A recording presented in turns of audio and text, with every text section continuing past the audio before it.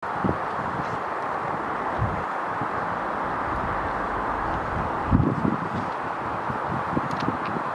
sasa. Oya fiti. Nikiwa hapa kwa Wang'ombe ni wapi? Wang'ombe? Yule Kariuki Wang'ombe yule anauzanga mang'ombe hapa Githurai. Ndiko unaenda? Ama unaenda tu hiyo area? Nenda huko. Sasa madam, sasa unaona ukiwa hapa ni kwa ile mti, unaona ile mti iko pale hivyo. Pale hivyo. Uonge tu kona hapa hivyo. Ukipiga hiyo kona, then uende kwa utemuke huko kabisa. Lakini madam mimi nitakusaidia.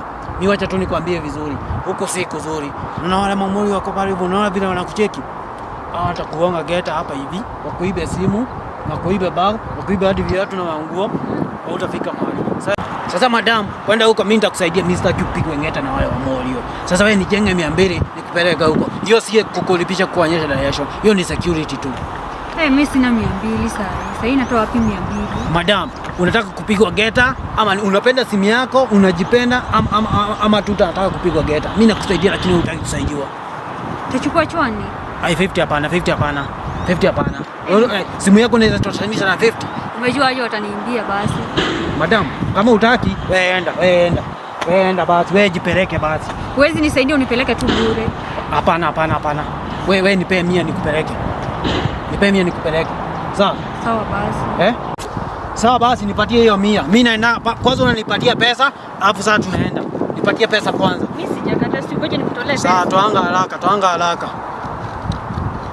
Unipatie na mpango juu ya mamoli, nipatie na mpango juu ya mamoli hiyo, sawa? Sasa tunaweza enda, twende sasa. Huko ni kubaya, watu wanapigana wageta vibaya sana huko.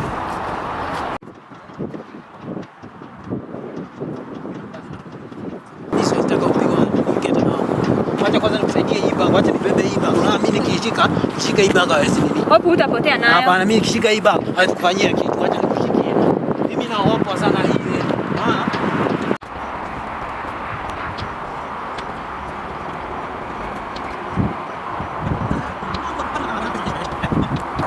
Sasa madam, unaona ukiwa hapa kwa ng'ombe ni huko, unaona kwa ile mti huko, ni huko sasa, huko mbali hapa kuna hiyo mtu akona huko sasa, unaona sawa vile tumetoka huko mbali.